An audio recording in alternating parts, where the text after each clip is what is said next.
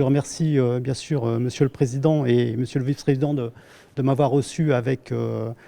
l'équipe de l'ambassade de France. Je crois qu'il était important que, alors que la France est évidemment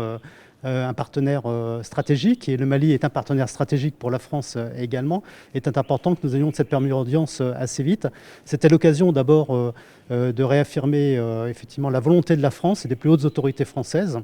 d'accompagner le Mali dans ce moment crucial pour son histoire et pour son avenir dans la transition. Sans nous substituer bien sûr aux discussions qui ont lieu actuellement entre le Mali et la CEDEAO, mais nous sommes confiants dans l'avenir du pays, nous sommes confiants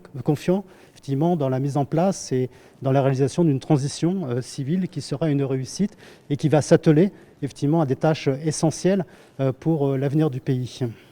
Nous sommes des partenaires effectivement sur le plan militaire et sécuritaire, comme vous le savez très bien, et c'est l'occasion de rendre hommage effectivement aux forces armées et de sécurité maliennes qui se battent avec bravoure avec les forces internationales dont Barkhane. Donc nous sommes convenus évidemment que ce partenariat non seulement va se poursuivre et va se renforcer, il s'agit d'une sécurité mutuelle. Ensuite, j'ai fait part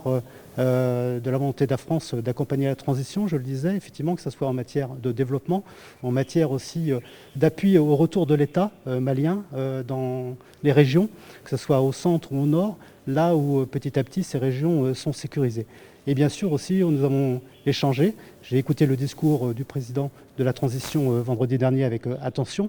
nous avons échangé évidemment sur les grands engagements internationaux du Mali, qui sont aussi des engagements nationaux. Je parle de la lutte contre l'impunité, je parle aussi de la mise en œuvre de l'accord de paix issu du processus d'Alger. Et là aussi, la France, comme la communauté internationale, sont prêtes à accompagner le Mali pour la mise en œuvre complète de cet accord le plus rapidement possible.